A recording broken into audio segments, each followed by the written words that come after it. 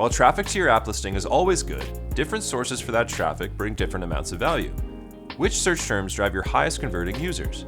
Do App Store ads drive lower quality users than organic? The Traffic Source Attribution report helps answer those questions. Like all of our reports, most of your configuration are in these menus at the top. There's a lot of options here, so let's focus on one possible workflow that might surface multiple interesting insights. First, let's set a reasonable time period. Let's take a look at the last month. Then, we'll add our pivots. Think of a pivot as a piece of data we're interested in. Let's go with source, search term, and page/surface type. Selecting those pivots has opened up some additional configuration options and also started to populate our table with data. Let's use a source dropdown to choose apps.shopify.com. This will let us focus on listing traffic that results from browsing and searching the App Store itself.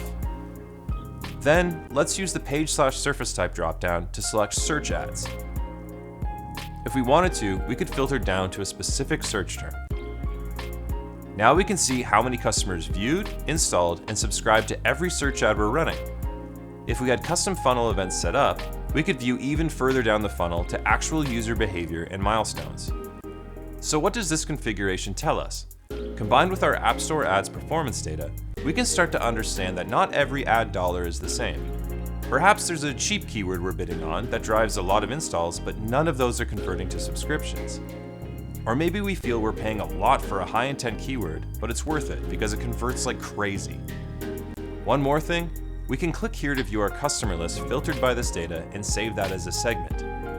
Then you can use those segments to further filter and compare in other reports. This is just one use case we've outlined for this report. If you take the time to really dive into what this report can do, it'll be the first place you look anytime you have a question about customer acquisition.